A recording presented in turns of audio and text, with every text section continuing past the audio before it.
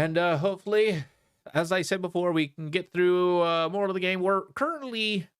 Okay, so we are currently in the midst of... Main story-wise... Oh, gonna go dark a second. Boop. Just for a second. Or, I mean, okay, that was like 2 seconds, sorry. We're in the midst... No, main story-wise...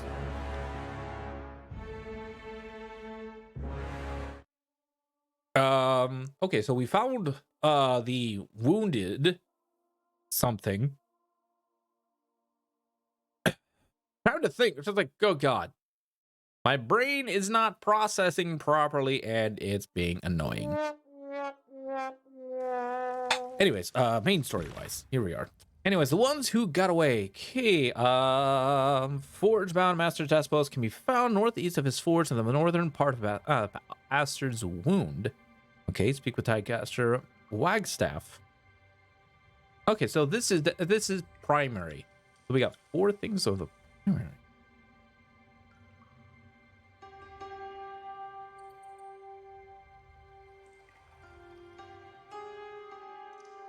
Huh, interesting. Making a stand with a steadfast insignia. You may not always... Okay, so we need to go to the central stand for the disfavored stuff. Truth and Council. Find the Bastard's Wound Farm Chronicle. Okay, so we need to go down to the depths. The ones who got away. Can be found northeast of his forge. No, okay, so yeah, we got. There's also a broken spear. Return to Akolos and tell him you've completed your tasks.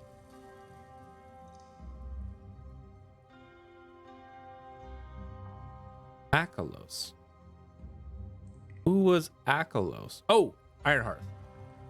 Seats of power. Claim the remaining spires and the tiers.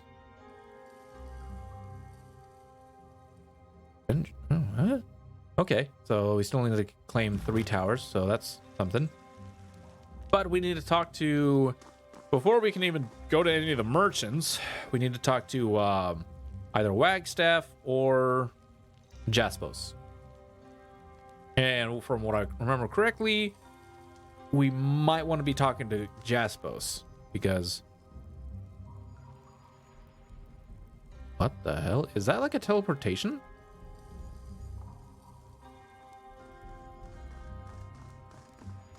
Usually you don't see beastmen living so closely with people. Not without a pen or someone getting torn limb from limb. Or both.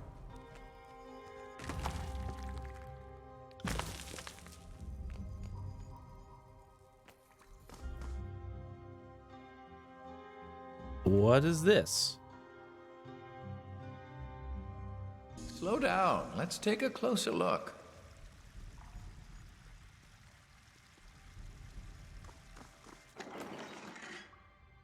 Moonstone. Okay.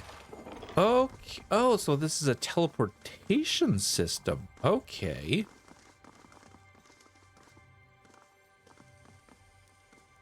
Tycho. Oh, okay. Well, I guess we can't even do anything up here, really? Huh. Interesting. First off, grabbing all the loot because loot's a thing. No loot left behind.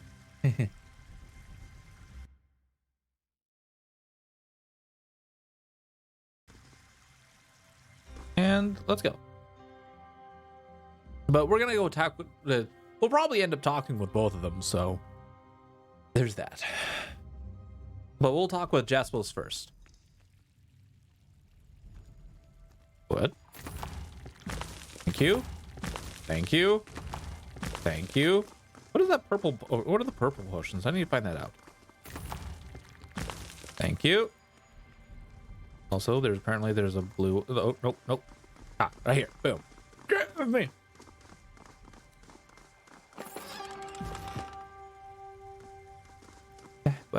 Hey.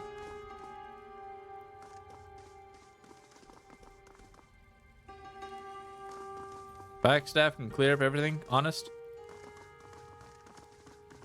All right. Well, guess we'll. Yeah, all right. Sounds good.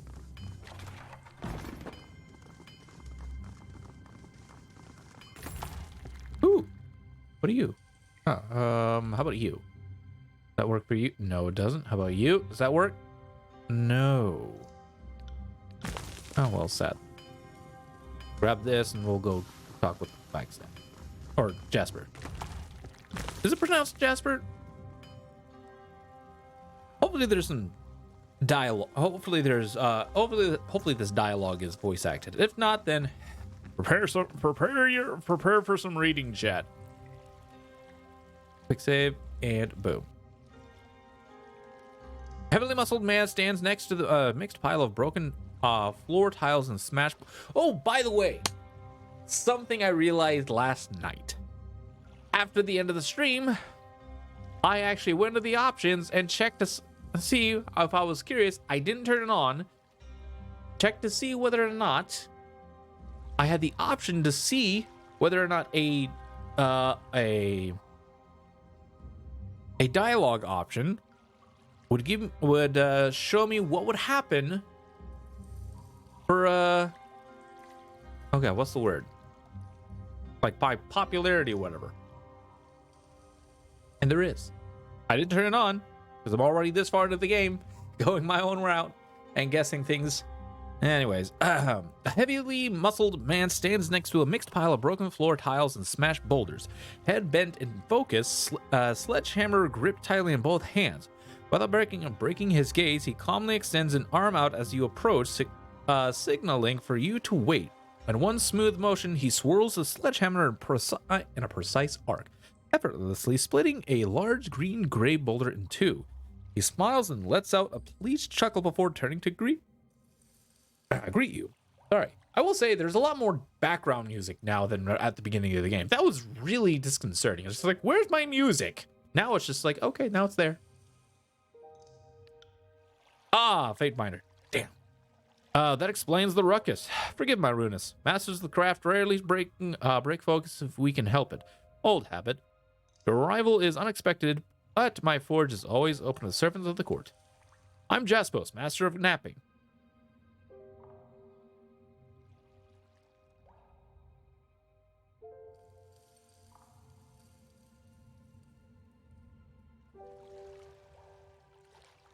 Napping. What's the difference between that napping and the other napping?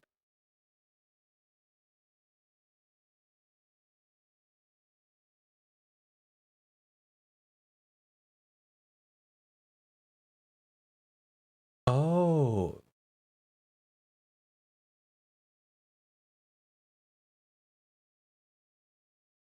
Strike with a hard, short sound. Gotcha. Shape a piece of stone, typically flint, by striking it so as to make stone tools or weapons, or to give a flat-faced stone for building walls. The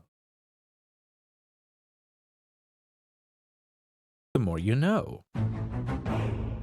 Anyways, and this settlement is called for the Bastard's Wound. I expect you're looking for its leader. No doubt someone pointed you in my direction. I know you know entering the old walls is illegal, so this little setup of yours is slightly against the law. That it is, Fate Miner. For my part, I would never do anything to disrespect Kyrus's law. The wound isn't a normal settlement. Before Cairn split these old walls asunder, I would have been in complete agreement. But with the sky visible above and rivers at your feet, it would seem reasonable to assume we're no longer within the old walls, yes? I mean, we did kind of get through that spiel yesterday. Anyways, there's another man here that unfortunately holds some sway. Wagstaff, a tidecaster, possibly the last tidecaster from what I understand. He practically founded this place years ago, and, truth be told, he's the one responsible for its creation, legal or not. We don't always see eye to eye, but I did trust that his decision was respected over the Overlord's will. A dull crash interrupts the exchange. A forge helper, hands still trembling, hastily attempts to gather up the pieces of a dropped bowl. Nearby, several onlookers have gathered to observe the meeting and whisper nervously amongst themselves. Forgive them, Fatebinder. They're unfortunately anxious. As you know, men and women live and die by your words. These people here, all of us in fact, are wondering what your intentions are for this settlement.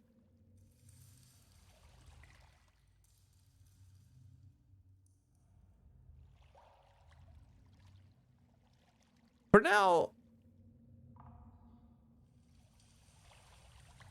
now, this settlement may continue to operate independently. An enthusiastic smile erupts across his face. I'm glad you've come to see it that way. We've accomplished a great deal here so far, and I have plans for a great deal more. Bastard's Wound thanks you, Fatebinder. Excited whispers can be heard behind you as onlookers take in the news with visible relief. A few settlers quickly escape towards different corners of the settlement, spreading word to the anxious. The wound could be a great asset to you in the future, Fatebinder. We've managed well enough on our own, but someone of your prestige could really help us thrive. If you've the time, I have a matter that could benefit from your expertise. You may ask, but no promises. We don't have the luxury of trading with a topside. It could attract the wrong kinds of attention. Instead, we craft what we need. In my case, I can make a wide variety of tools, but I can't make everything when we're building the forges of Lethion's Crossing. I had access to some of the finest chisels, tapers, and abrasives. I carried only my travel kit with me when I found myself here in the wound. I've been able to craft a few replacements, but to my chagrin, I haven't recaptured the craftsmanship. It almost sounded like we were talking back in Wrath. It almost sounded like we were back in Woder. Talking about the wound. A different wound. Different kind of wound. This is a wound of a wall. Wrath was a wound of a world. Anyways, the napping tools needed are rather specialized, and I lose sleep knowing I can't replace anything I break. Since I've been missing, I imagine my tools were appropriated by my colleagues in Lethion's Crossing. Lohara will no doubt know of their whereabouts. With my old tools, I could really stay on top of the work that's needed to keep this place running. I will consider it. I understand, Fatebinder. Your time is important. Was there something else you needed? You mentioned needing assistance with something. We don't have the luxury of trading with topside. I already did that one. Anyways, what do you do here as one of the wound's leaders? I don't look the part, I know. Most of my guild huddle by the heat of their forges and stick to themselves. Here, I can think of my forge more as a hearth. Everyone is invited to share in its warmth.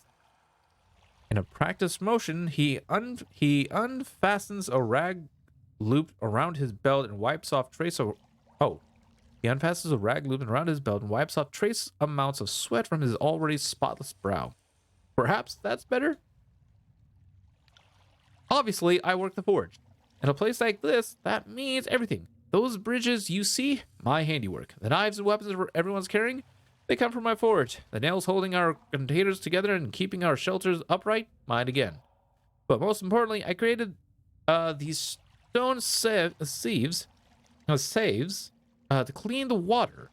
First of its kind, and none too soon. When I came here, many were sick with a withering rot. The disease is in the water. It's a terrible way to go, but these saves change things. How do they work? Trade secret, I'm afraid. Except for members of the court. It's really a matter of you. Wow, he changed his mind real quick on that one. It's really a matter of using the right combination of enchanted stones, pulverized charcoal, and a few precious stones in a precise arrangement. These materials act as a save in these containers. He points towards the base of one of them, drawing your attention to the water dripping out of a small opening and into a collecting bowl. Anything that comes out of there is free of the disease. Now, this place isn't exactly bursting with precious stones, so I had to devise a substitute. Beastmen, claws, and teeth, when properly prepared, have the properties I do prefer using. Stone whenever possible, though. What? Oh, I completely skipped the line. And when properly prepared, I have the properties I need since they regrow over time. Okay. That's what I missed. I've been able to collect donations from our many warriors. I do prefer using stone whenever possible, though. What does the Master of Napping do? And I shall tell you. Masters of Napping focus on the fundamentals of all forge work. Before you can make bronze and iron, you need a hot fire in a controlled space. You need a stone forge. Yep. Give me a few days and I can take a pile of rocks and fashion proper stone hammers and tools. Give me a few weeks and I can use those tools to build a worthy forge. And with that forge, I can create anything you'd ever need. Stonework is the purest form of our craft. Civilization could be reduced to ashes, and our master of napping would be the one to reforge it. Tell me about the Tidecaster. You should know that Wagstaff and I aren't on the best terms. He's old and set in his ways. I've tried, believe me. I've reached out, invited him to share my fire, and talked like men. But he's the sort of that prefers his own company and ideas. He doesn't seem to care about people the way I do. In fact, I think he views us as irritations one must endure. He does help the wound, I'll grant him that, cleansing water with his magic. His methods are different than mine, of course, far slower. He thinks his contributions are more valuable since they can combat disease, a valuable tool for certain, but without the volume of water produced from my stone saves, this settlement would die in a span. In the end, he just refuses to accept that his role has changed. He helped the wound get its bearings years ago, but being the first does not make one qualified to lead. He hates that people have responded to me and has been blinded by that.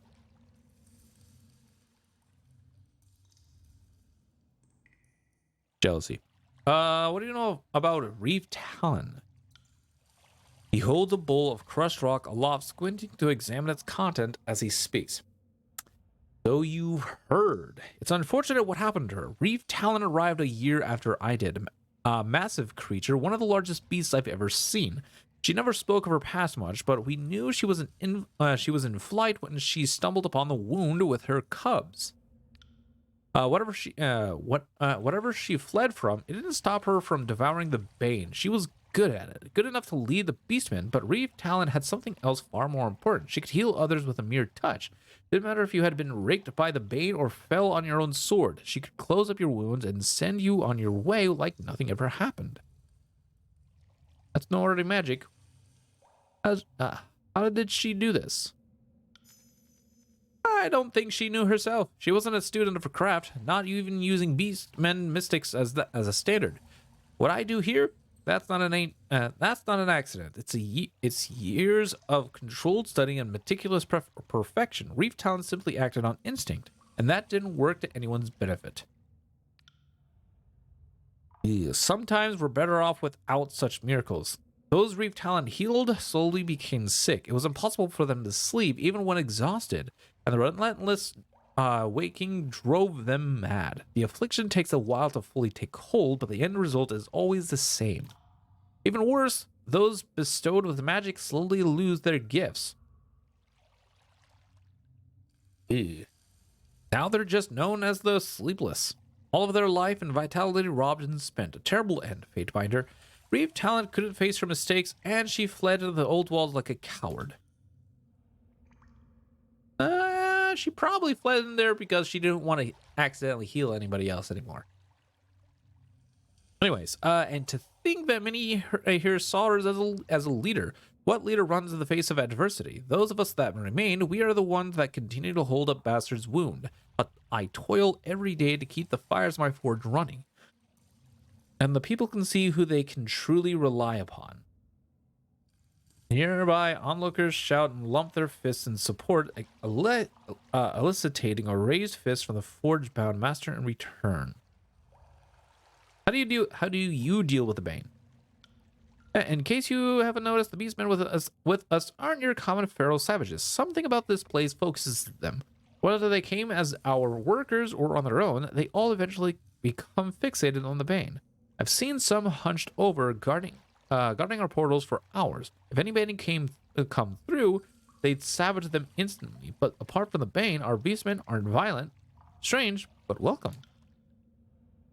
I have no explanation. We never asked the beastmen to act as our sentries. They took it on naturally. and have never complained. We do lose some to injury, but so far their defense has worked.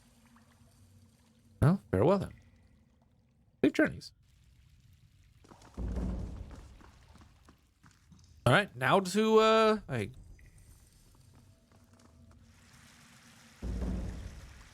let's let's go talk with Wagstaff now. Let's see what he's got to say.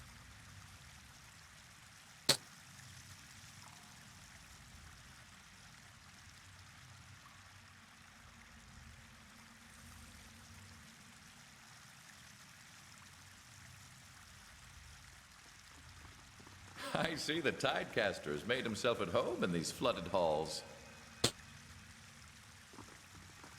This will also probably be a good spot for Ebb. Is it Neb? Oh god. What's her name? Ebb. Okay, I was right the first time. Ebb.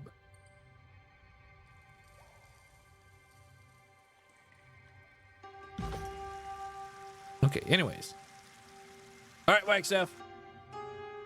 A bearded, weathered figure stands by the pool's edge, eyes closed in concentration. His face, uncharitably weathered from years of sun and wind, is a collection of deep, intertwining creases, weathered by a brittle-looking gray mane. One disapproving eye snaps open as you approach him. I hear you've already spoken with our other advocate, Jaspos, regarding the legality of this place. I wish you had spoken with me first, but if Jaspo convinced you to show us mercy, then perhaps I owe him a day without denigrated comments.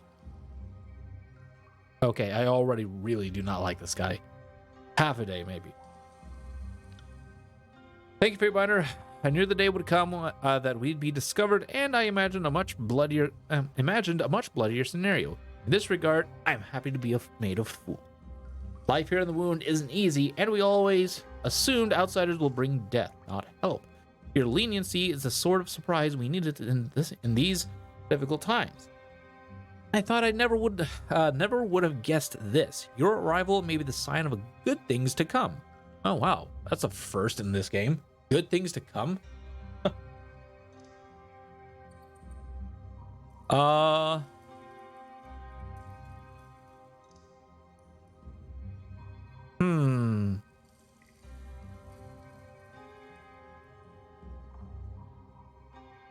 my god, I actually made that in the basket. I took off some socks and threw them over in my laundry basket. It's just like, last one is like, don't care. Oh, hey, made it. I'm a good shot blinded, but not when I'm actually looking. Anyways. My arrival bodes well with your for your future. Just what are you getting at? We normally avoid contact with the outside for fear of trouble following us back home. And with my duties here, leaving is out of the question. And yet, there are matters beyond this this wall's in need of a solution.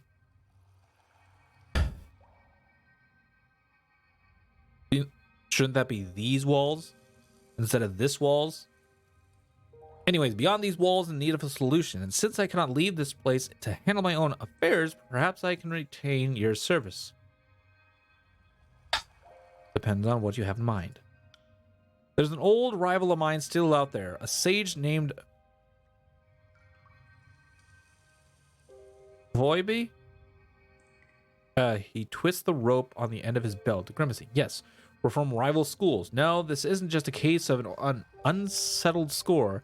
I'd live and let live, but she poses an actual threat to the wound. She had knowledge of my plans to journey north to trace Cairn's path to these mountains, which may expose us. She could bring a slew of homeless sages here, probably followed by a gaggle of spies. It's not worth the risk. She needs to die. Problem is finding her. We had a mutual contact, Melita, who used to spend this time of the year in... Wait, Melita? Do we know Melita? And Lethian's Crossing. If the two are still in touch, she'll be able to point you in the right direction. Wait, I think we do. All the bastard's wound would be in your debt. Most of all, me. And I trust in your help. How do you know her? Over a decade ago, the School of Tides and the School of Ink and Quill tried, yet again, to discuss peace. She represented her school. I was forced to represent our end of this fruitless meditation. It was all a farce to get to know a few of us. Figure out who should be spied upon. Several span later, some of my work was discovered by the sages. Effing word thieves, every last one of them. Is this sage really such a threat? She's a risk to everyone living here. The woman hates me. Having deals with her in the past was a mistake, and I'll be damned if I let that error ruin all that we've built. Now that her school is in ruins, you'll view my accomplishments here as research to be appropriated, and while she's at it, she'll engineer a catastrophe for the wound just to spite me. So yes, Fate Binder, I'm sure. I'm not going to kill someone before they've actually done anything. I understand the sentiment, but whether you believe it or not, that woman is a threat, and will gladly bring attention to her existence if it serves her purposes. Moreover, she's likely to expose us without even trying. She could wind up consumed by the voices of Nerat, or followed here.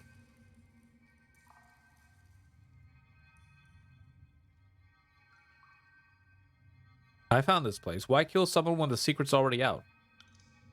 You don't give up patching a hole in the hole just because a new one opens. Look, I seem to be asking the wrong thing of the wrong person. I'm sorry. This all sounds so monstrous. This loose end is mine to solve.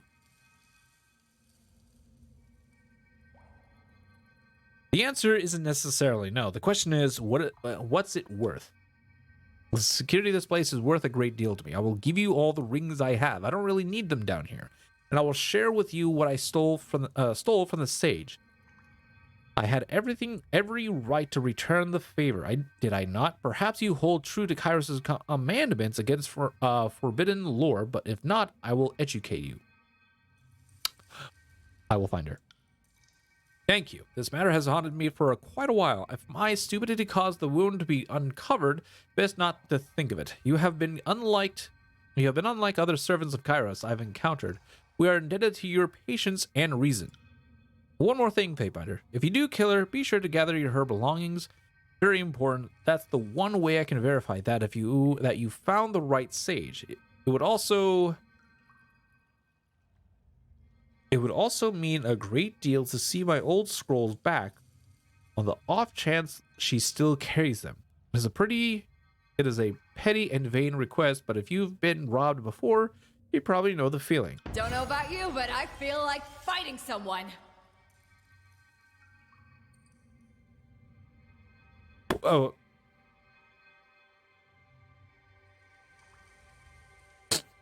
What the hell just happened?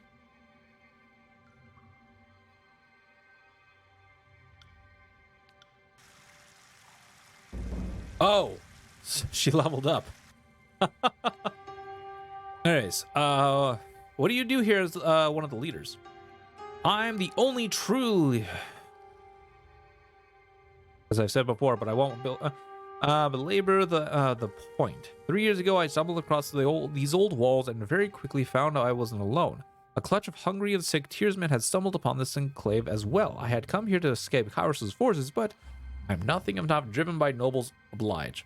My noblesse oblige? I decided I'd weigh anchor for a bit and help out. Water was both the problem and the solution. These refugees were surrounded by it, but couldn't drink it without picking up whatever old walls induced disease lived within it. Withering rot, we call it. To a tidecaster, these are trivial matters. So long as I'm here, making a solution to purify the water is a simple matter. I make life here possible. It's a difficult burden, but I'm honored my talents are put to good use. Tell me about the tidecasters. We are the students of Occulted Jade, Archon of Tides. She was one of the founding pioneers of the Tiers, and her school has been the longest running institution of learning in the peninsula. Don't listen to what the sages say.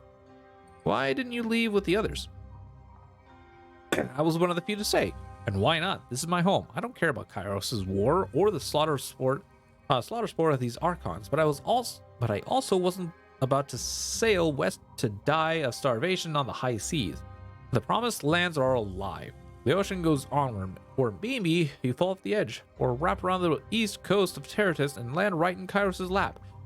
If I'm to die, let it happen on my father's coast and my mother's land. Okay. What have you been doing since the school's departure? I spent the first few span dealing with some unfinished business. Half dozen sages had wronged some friends of mine, and I'll admit, vengeance occupied me for a time. When Kairos' forces came, I decided to stay far from the beaten path. I set out to the mountains to find privacy. This place was serendipity writ large. When others stumbled upon this place, it somehow shifted from hovel to home. I did not expect or ask for the responsibility of caring for these people, but now that I wear it, the mantle is comforting. What did you do in the school before the war?